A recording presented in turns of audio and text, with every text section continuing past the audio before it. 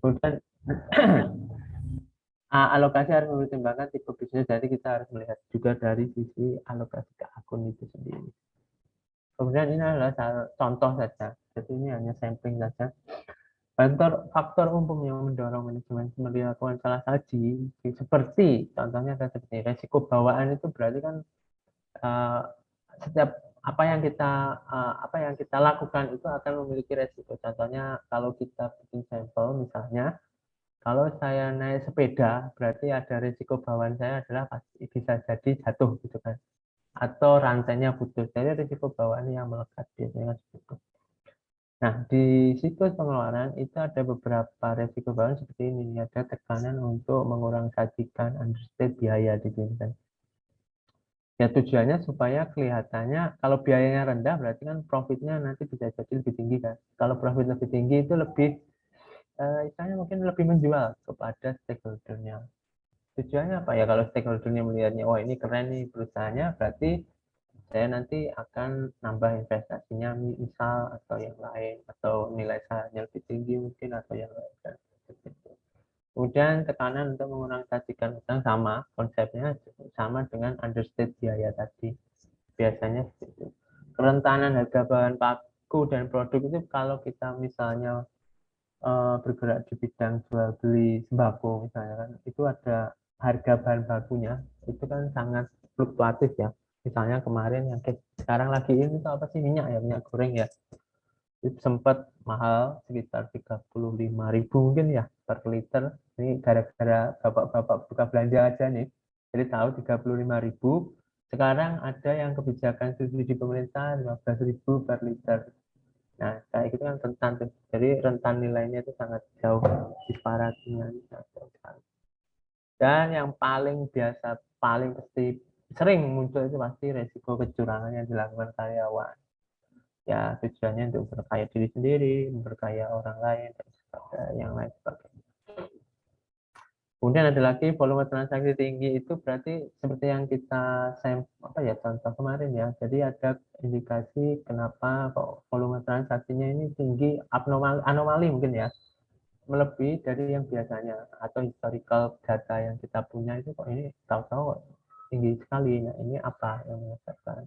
Atau memang kebutuhan tingginya volume ini karena memang proses bisnisnya bergerak di situ. Sebentar.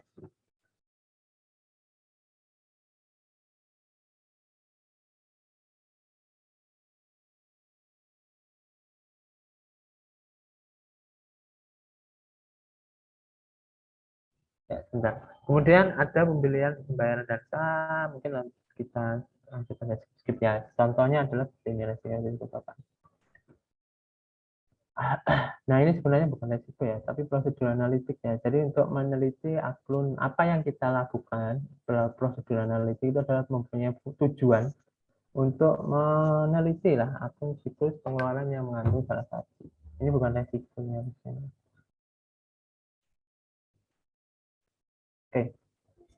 Apa yang dilakukan pada prosedur analitik itu adalah biasanya umumnya terkait ini ya, untuk melihat hari perputaran. Perputaran itu biasanya lingkupnya ke jatuh tempo mungkin, masa masa bayarnya dan seterusnya. Ini sebenarnya apa ya? Komparasi mungkin ya, atau perbandingan harga pokok penjualan dengan utang. Jangan sampai utangnya ini sebenarnya malah menjadi beban dibandingkan dengan HPP-nya sendiri ya. Nggak nutup lah istilahnya mungkin ya, persentase utang terhadap total aktiva, rasio dan sebagainya. Kemudian ada pertimbangan komponen pengendalian internal. Jadi ini kita mungkin agak sedikit membawa ke ranah kayak apa ya, KOSO mungkin kalau teman-teman pernah dengar di KOSO tahun 2017 ya, baru berapa ya, 2021 seharusnya sudah ada yang baru. Nah di situ ada namanya konsep-konsep lingkungan, istilahnya apa sih, komponen pengendalian internal sih. Ada biasanya kalau nggak salah 5. Itu lingkungan, seperti penilaian risiko, informasi, dan aktivitasnya. Lingkungan pengendalian itu contohnya seperti ini, control environment itu yang biasanya diutamakan dalam sebuah unit itu adalah integrity and ethical value, di mana rata-rata umumnya semua perusahaan ini pasti akan mempertimbangkan ini. saya bawa contohnya di Kemenkeu deh, Kementerian Keuangan itu ada nilai-nilai Kementerian Keuangan itu pasti nomor satu itu integritas. Kenapa menjadi penting? Kontrol environment itu apa sih tujuannya? Jadi sebuah apa ya?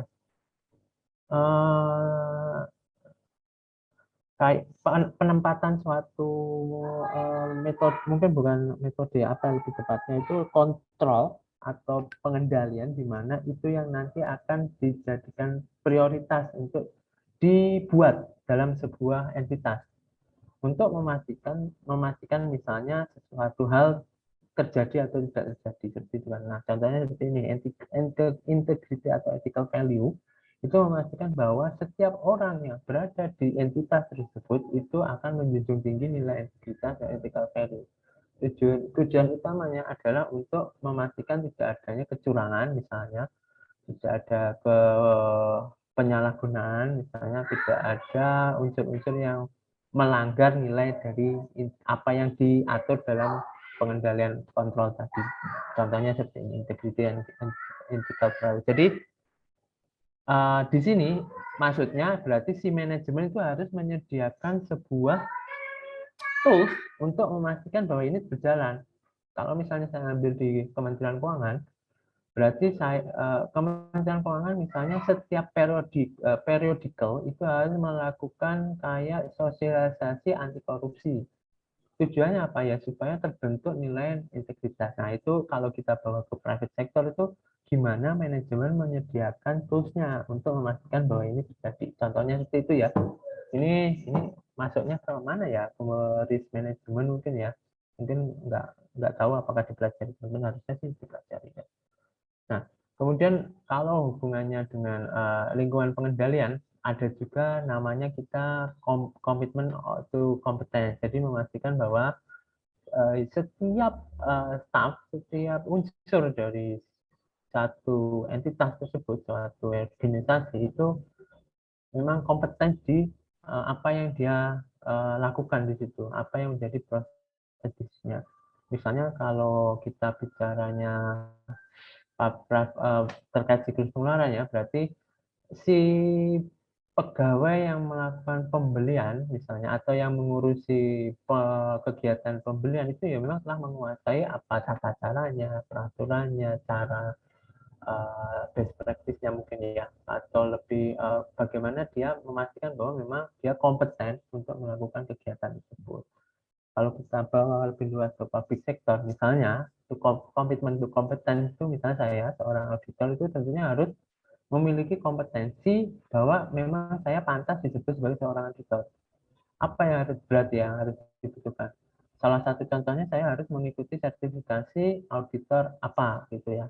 Auditor pertama kah, auditor pemuda kah, atau auditor media kah, auditor utama, etc. yang menjelaskan bahwa dengan sertifikasi tersebut saya itu memang layak disebut sebagai auditor dengan jabatan saya di levelnya auditor muda misalnya seperti itu. Jadi harus dicerminkan di situ. Nah, di lingkungan pengendalian di private sector itu memastikan bahwa memang orang-orang di dalamnya, contohnya misalnya bendara gitu ya, berarti memang harus memahami terkait berbendaraannya, terkait dengan perpajakannya, terkait dengan apa ya, hal-hal yang terkait lah, misalnya kalau proses bisnisnya terkait dengan ekspor impor berarti harus ada kemampuan terkait ekspor impor dan biasanya harus disediakan dalam bentuk pelatihan, diklat, etc. banyak ya, harus seperti itu. Nah, inilah yang harus dilakukan kalau di control environment itu memastikan harus terjadi. Nah, itu manajemen ya. Nah, kalau kita itu melihatnya apakah itu sudah disediakan atau belum oleh manajemen. Nah, itu yang nanti kita lihat. Kalau belum, kenapa belum disediakan? Terus bagaimana memastikan bahwa ini memang benar tanpa bebas kecurangan, apa yang bisa manajemen pastikan, yakini bahwa itu memang sesuai. Karena ini kan tersampaikan dalam asersi nih. Asersi manajemen kan berarti manajemen memastikan bahwa ini telah terjadi benar nih, eksisten, etc. Terus kalau misalnya ini tidak ada komitmen of competence, komitmen apa tadi, integrity value-nya itu enggak ada toolsnya lah, kok bisa sama si manajemen, kamu manajemen kok bisa meyakini ini tercapai, asersinya ini benar, itu dari mana? Itu contohnya dari itu konteksnya. Oke, struktur organisasi ini masih di level control environment, itu adalah memastikan bahwa memang ada pembagian tugas yang pas. Kalau di sini contohnya ada pelimpahan wewenang dan tanggung jawab. Jadi jelas nih, kalau misalnya si apa ya, sales, bukan sales ya, petugas pembelian atau petugas gudang itu ya memang harus dipisah, ya, harus pembagian itu jangan sampai, ya itu salah satu bentuk kontrol ya, memastikan bahwa memang tidak ada uh, kemungkinan terjadi kecurangan dari sisi struktur organisasi tersebut. Saya misalnya seorang, kalau kita bawa public sector ya, karena kebetulan saya public sector, saya seorang auditor muda itu apa yang menjadi wewenang dan tanggung jawab saya? Kalau levelnya di kegiatan audit, berarti yang mempunyai tanggung jawab untuk membuat sebuah laporan hasil audit itu saya. Yang bertanggung jawab untuk membuat program kerja audit itu saya. Saya yang juga yang bertanggung jawab untuk melakukan review hasil dari anggota tim itu adalah saya. Nah, auditor mediasi pengendali teknis atau misalnya kayak pengendali teknis itu adalah memastikan bahwa kualitas yang dihasilkan oleh tim, yaitu saya dan anggota tim saya, itu telah sesuai dengan ketentuan misalnya. Jadi memang harus ada pembagian wewenang dan tanggung jawabnya masing-masing. Itu kalau di auditor contohnya. Tapi kalau di manajemen ya seperti tadi ada pembagian tugasnya, ada kejelasan otorisasinya, ada tanggung jawabnya jelas antara satu unit dengan unit yang lain. Harus ada komunikasi yang jelas bahwa memang jangan sampai misalnya apa ya, berantem loh. Ini kok kamu yang ngurusi, kan harusnya saya loh. Ini sesuai tupoksi saya, ini harusnya saya. Nah, itu jangan sampai terjadi. Nah, itu yang kalau kita sebagai manajemen itu memastikan itu harus terjadi, sedangkan kalau dari sisi auditor itu melihat, memastikan bahwa manajemen telah apa istilahnya ya, telah membuat sebuah struktur organisasi yang jelas untuk mengurangi atau menghilangkan adanya penyelewengan, contohnya seperti itu. Oke, ini lebih ke arah apa ya? Saat memahami ini apa judulnya ya? Kok tahu-tahu loncat ke sini? Oke lah. Jadi di sini juga ada kayaknya lebih ke arah laporan. Jadi teman manajemen itu apa namanya ya? Kita menilainya dari bagaimana manajemen oh, ini pendekatannya dari auditor. Jadi laporan nanti yang akan kita produce itu nanti akan digunakan manajemen dapat untuk menilai reviewnya juga. Nah, ini konsepnya agak sedikit mix match kalau kita pakai metode three line of defense. Nah, ini saya agak ini nih ya, nabrakin dengan saya ilmu yang lain, tapi semoga bisa pas.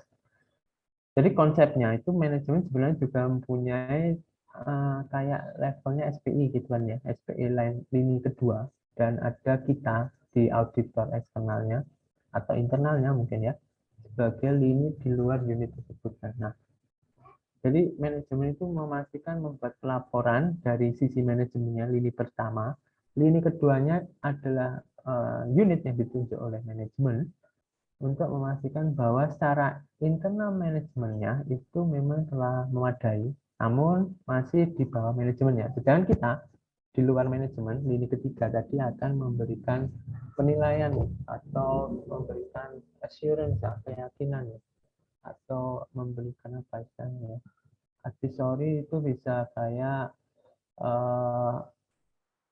apa namanya, rekomendasi ya, advisor itu berarti ya memberikan petunjuk lah, arahan atau apa ya, rekomendasi sih mungkin lebih tepat, bahwa memang harusnya itu laporannya seperti ini nih. Karena nanti mungkin ada di luar line of defense tadi itu ada pihak benar-benar eksternal seperti BPK atau yang lain. Nah, di sini kita melihat bahwa apakah telah dilakukan review, kemudian seberapa cepat laporan, sering laporan itu direview, apakah pokoknya terbit laporan tapi ya udah nggak ada review, tahu-tahu naik aja, itu kan juga sebuah kayak red flag mungkin ya, keputusan. Jadi laporan itu bermanfaat juga nggak buat manajemen sendiri gitu kan. Jangan sampai laporan dibuat laporan aja tapi ya sebenarnya nggak ada manfaatnya, cuma sekedar buat memberikan apa ya, pokoknya kewajibannya selesai, nggak ada laporan, nanti akan masuk di audit atau di review, bukan itu kan tujuannya. Tentunya harus dimanfaatkan juga oleh manajemen dan menindaklanjuti isu salah satunya. Oke. Nah, kalau ini lebih ke arah, ini loncat sebenarnya, lebih ke arah ke risk assessment atau pengujian pengelolaan resikonya sebenarnya. Kalau tadi ada resiko bawaan, kan tentunya ada resiko-resiko lain. Nah, di sini kita sebagai auditor, ini sorry ini loncat-loncat ya. Jadi saya tadi menjelaskan antara pendekatannya manajemen dan pendekatan auditor. Nah, ini lebih ke arah pendekatan auditornya. Jadi kita melihat untuk dalam sisi pengelolaan resiko, itu kita harus mempertimbangkan di dalamnya adalah karena ini terkait dengan siklus pengeluaran, maka kita harus mempertimbangkan juga bahwa kemampuan entitas untuk memenuhi kebutuhan entitas. Karena jangan sampai akan malah menjadi beban ya, jadinya malah membebani si perusahaan sehingga tidak terbayar misalnya, atau ya tidak terbayar lebih tepatnya. Kerugian kontingensi yang terkait kontingensi itu berkelanjutan atau kalau nggak salah berkelanjutan ya. Jadi dia nanti gara-gara ini suatu kegiatan pembelian yang dilakukan, maka akan memberikan sebuah efek yang cukup material kepada suatu perusahaan. Kontinuitas tersedia pasokan misalnya kan berarti kalau kita pergerakan proses bisnisnya cepat, maka kita harus memastikan bahwa pasokan dan pemasok utamanya memang stabil. Maksudnya stabil itu bisa kita cari, jangan sampai telah ada order untuk memenuhi suatu produk, ketika kita beli, kita cari bahannya mumpung pas kita kosong, misalnya di gudang, pas dicari, oh ternyata nggak bisa. Kan berarti rugi aja sih, sayang ya, opportunity cost-nya. Itu salah satu pendekatannya. Ini efek-efek lainnya, ya yang harus dipertimbangkan, sorry. Jadi ada kenaikan biaya, ada awas terhadap resiko pembayaran double, etc. Oke, kalau ini lebih ke pendekatan accounting sistemnya, sorry, sistem informasinya, di mana nanti teman-teman juga harus memahami bagaimana suatu produk aplikasi itu gimana sih berjalannya, bagaimana sih fiturnya, bagaimana dari awal itu bisa menghasilkan suatu produk akhir, gitu kan harus dipelajari. Seperti yang kita baca di awal-awal, itu memahami harus transaksi, etc. Oke. Informasi kunci. Nah, ini kalau kaitannya dengan siklus pengeluaran, biasanya inilah yang harus kita pahami. Bagaimana pembelian, pembayaran, dan betul dimulai. Bagaimana transaksi dipertanggungjawabkan, etc. Apakah catatan akuntansi yang terkait itu dan file itu apa sih? File kali ya. Yang terkait dalam siklus pembelian. Nah, apakah tercatat misalnya lebih tepatnya ini saya juga bingung baca proses yang digunakan entitas dan seterusnya. Saya kalau monitoring itu yang harus diketahui itu adalah kita harus memonitor juga. Jadi memang ini lebih ke arah pemahaman. Saya lanjut aja untuk mempercepatnya. Penilaian awal risiko kontrol, saya skip ke aktivitas. Ini dokumen-dokumennya. Nanti silakan diperdalam aja. Oh, banyak juga ya. Nah, ini ada langsung prosedur aja mungkin ya. Contoh pengerjaan substantif untuk asasi usaha. Initial prosedur bla bla bla. Presentation. Banyak sekali ininya. Tipenya. Oke. Jadi ini adalah tadi kan lebih ke arah teoritis. Nah, ini lebih ke arah gimana sih misalnya pemahaman bisnis itu maksudnya seperti apa sih yang kita lakukan itu. Nah, ini adalah contohnya. Misalnya ini, dapatkan pemahaman bisnis dan industri, berarti kita mempelajari, memahami bahwa Apa nih pentingnya pembelian dan usaha bagi kita itu apa? Pemacu ekonomi kunci yang apa ini mempengaruhi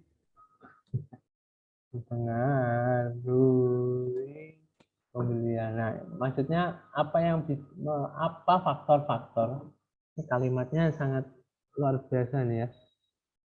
Faktor-faktor gitu aja ya, lebih mudah ya. Nanti teman-teman koreksi aja lah. Faktor yang mempengaruhi pembelian dan usaha klien. Syarat perdagangan itu saat musimnya, maksudnya syarat-syarat perdagangan. Jadi memang kita kalau proses pemahaman itu ya kita harus banyak yang harus kita pelajari dan sebagainya. DSP kali, kok DSP itu luas konsentrasi dan sebagainya. Oke, itu contohnya. Baterainya mau saya habis. Contohnya adalah itu untuk pemahaman bisnis. Nah, ini prosedur awalnya. Misalnya apa yang kita harus lakukan? Ya, seperti ini. Kita melacak saldo awal hutang usaha ke KKP itu apa ya istilahnya ya? KKP itu apa ya? Singkatannya, saya nggak tahu. Jadi kita ambil aja ini. Kita men-trace saldo awal hutang usaha ke vendornya misalnya, kemana si perusahaan tersebut melakukan hutang usaha. Jadi kita mengetes ke unit tersebut. Saya nggak tahunya apa ya singkatan KKP ya. Untuk melihat mungkin trennya dan seterusnya mungkin bisa kita lihat. Nah, review etc. Contohnya untuk prosedur awal atas saldo hutang usaha ini spesifik ke saldo hutang usaha. Jumlahkan, daftar, dan cocokkan dengan satu jumlah arsip voucher dan seterusnya. Kemudian prosedur analitik itu maksudnya kita melihat prosedur apa yang kita lakukan, prosedur analitik yang kita lakukan terkait hutang usaha seperti contohnya menghitung rasio berhutang usaha dan total hutang lancar, analisisnya etc. Maaf. Uji rincinya kita mengambil sampel, mengamati nomor laporan penerimaan.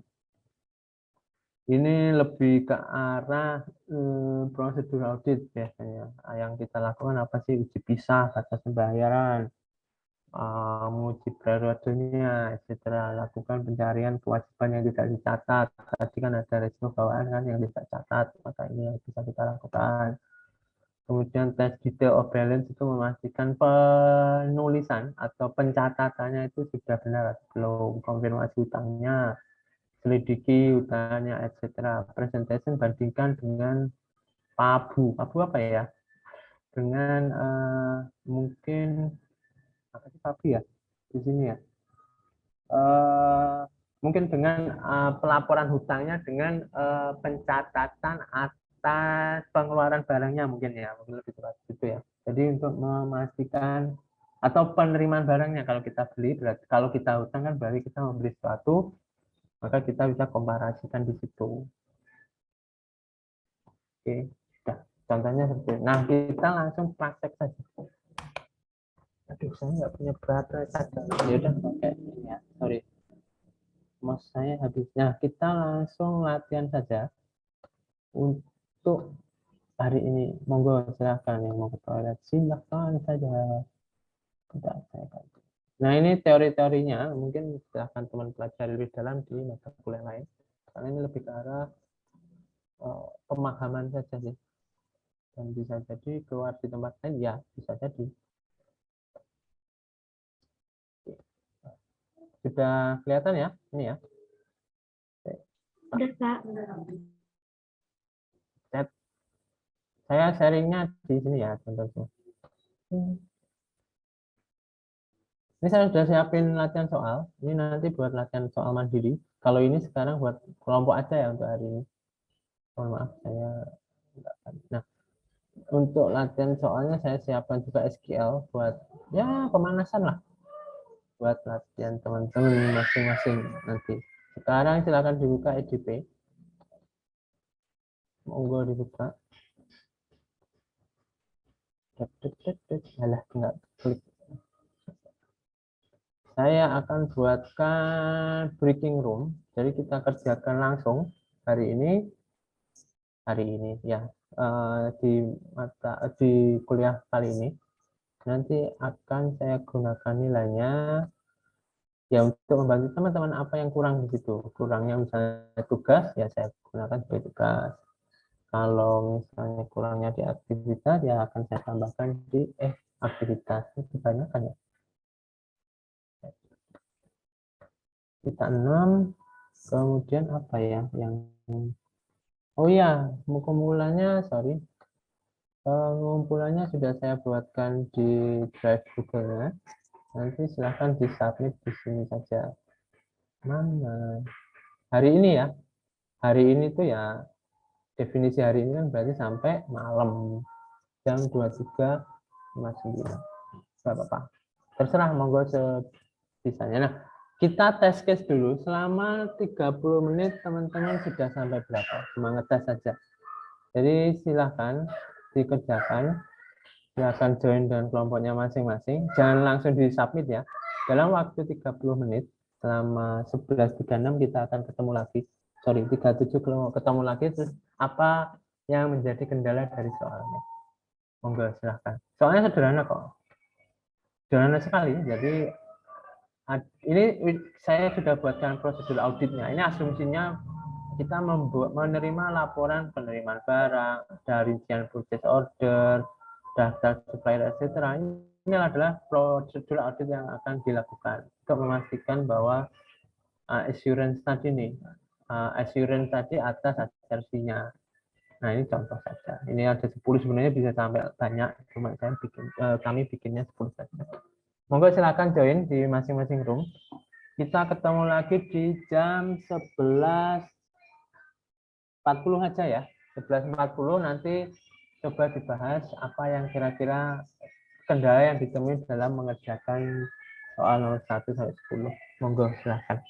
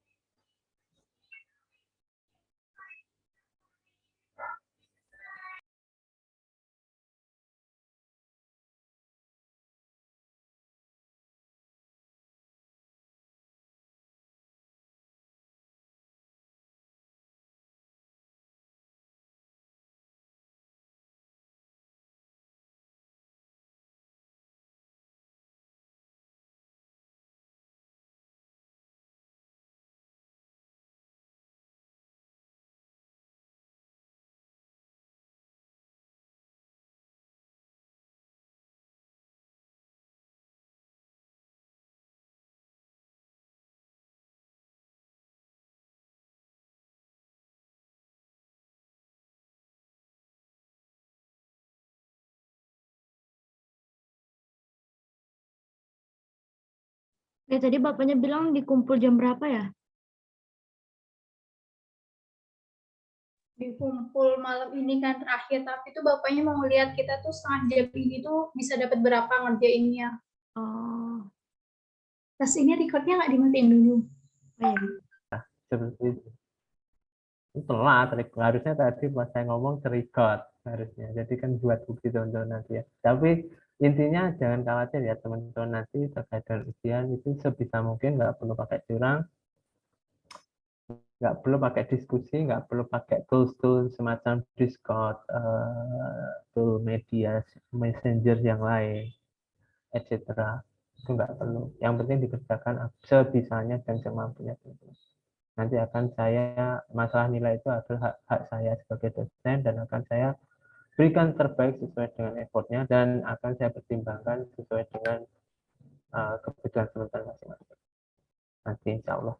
Oke, demikian. Mungkin kira-kira ada yang mau di-sharing nggak sebelum saya akhiri? Saya percepat ya, mohon maaf. Saya mau ke rumah sakit. Belum kelar nih, soalnya anak saya sakitnya. Kalau enggak ya bisa kita akhiri dengan doa. Hari ini tetap dikerjakan. Jadi soal ini tetap di-upload ya teman-teman ke Google Drive. Maksimal hari ini. Hari ini berarti sampai malam, monggo silahkan. Tugasnya tugas kelompok. Jadi masing-masing kelompok submit cukup satu saja. Diberikan nama. Saya sudah dapat data ini, jadi nggak perlu bingung siapa yang nggak perlu nulis juga nggak masalah sih siapa anggotanya. Saya sudah dapat. Terus disubmit hari ini, sedangkan tugas individu disubmit hari Kamis tanggal berapa ya? 27 ya. Iya Pak, 27. Nah, 27 Januari individu jam 23.59 WIB. Seperti biasa. Oke, ada lagi yang mau di-sharing silahkan. Mungkin kalau enggak bisa kita akhiri. Mohon maaf nih saya mengambil waktu weekend teman-teman semua terus nih. Karena ada pekerjaan, ada urusan pribadi dan lain-lain sebagainya. Monggo silakan sebelum saya akhiri. Ada? Satu, Pak, izin mengkonfirmasi terkait dengan silakan. tugas minggu 15 tadi, gimana ya Pak maksudnya? Minggu 15 itu nanti minggu depannya saja. Kecuali mau di sekalian sekarang. Mau sekarang sekalian tugasnya. Nggak apa-apa kalau mau sekarang ya dikasih sekarang tugasnya. Kalau misalnya dikasih sekarang, tenggatnya kira-kira kapan ya Pak? Tenggatnya sama, Kamis kan sekarang dikasihnya hari Kamis. Kalau nggak minggu depan aja deh. Minggu Biar depan aja Pak. soalnya kan ada yang depresiasi belum diajarkan kan ya. Biar saya sharing dulu sebelum saya kasih tugasnya. Sayang aja kalau ini. Ya, nggak apa-apa ya. Nanti Baik. kunci jawab. Oh ya, ada kunci jawaban yang belum saya sharing nggak? Selain ini ya. Ada yang mungkin belum saya sharing, mungkin saya lupa ngasih gitu. Monggo diingatkan aja buat misalnya buat komparasi teman-teman ya. Ya, kalau misalnya belum nanti silakan diingatkan saja. Insya Allah untuk soal ini belum saya kerjakan. Nanti saya akan bantu kerjakan. Metodenya saya moga-moga kalau sempat saya buatkan semua metode yang memungkinkan. Pakai if, pakai VLOOKUP, pakai pivot, pakai yang lain. Kemudian untuk latihan ini seperti biasa akan saya sharing setelah pada pertemuan terakhir. Berarti pekan 15. Jawabannya maksudnya. Jawabannya ini, dua soal ini akan saya sharing pada pertemuan 15. Sedangkan untuk latihan pada pertemuan 15 itu akan saya sharing beberapa hari lah atau pas weekend sebelum ujian. Kalau nggak salah Senin ya, Senin tanggal 7 Februari kan ya? Nggak sih? 7 Februari ya ujian TAPK ya? Saya lupa. Pokoknya akan saya sharing sebelum teman-teman ujian lah pasti. Iya Pak, benar 7 Nah, Februari ujian TABK. intinya semua soal ini kalau yang saya sharing akan saya berikan semua jawabannya untuk bukan sebagai ini jawaban mutlaknya ya, tapi untuk apa ya referensi teman-teman. Oke, demikian. Ada lagi yang mau disampaikan? Mohon maaf ya teman-teman semua ya. Ada lagi? Kalau enggak mungkin dibantu Mas Aksa untuk doa, Mas. Monggo. Baik Pak, mohon izin untuk mengakhiri kuliah kita pada siang hari ini.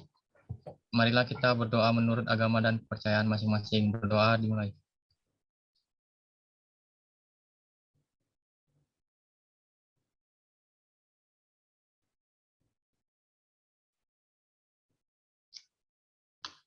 Berdoa selesai. Terima kasih Pak. Terima kasih banyak teman-teman. Terima kasih sudah meluangkan waktu weekendnya. Terima kasih banyak sudah mau berkenan ya, memaklumi atas kekurangan saya. Saya mohon maaf sekali atas pertemuan hari ini, atas segala kekurangannya, dan semoga selalu diberikan kesehatan ya buat teman-teman semua. Semoga selalu diberikan kemudahan dan kelancaran juga buat teman-teman semua. Terima kasih banyak. Saya akhiri pertemuan hari ini. Saya tutup dengan Assalamualaikum. Waalaikumsalam warahmatullahi wabarakatuh. Assalamualaikum warahmatullahi wabarakatuh. Silahkan meninggalkan ruang Zoom. Atau kalau mau diskusi pakai ini, monggo dibuka. Saya buka breakout-nya kalau mau pakai silahkan. Kalau enggak bisa saya tutup aja. Monggo gimana silahkan. Kalau enggak ya silahkan dikerjakan. Kalau mau pakai Zoom monggo saya buka. Terima kasih dan selamat weekend ya teman-teman. Selalu stay safe dan stay healthy lah. Baik, terima kasih banyak Terima Pak. kasih Terima kasih Pak. banyak. Terima kasih, Kak. Terima kasih Pak. Jangan lupa diupload hari ini ya.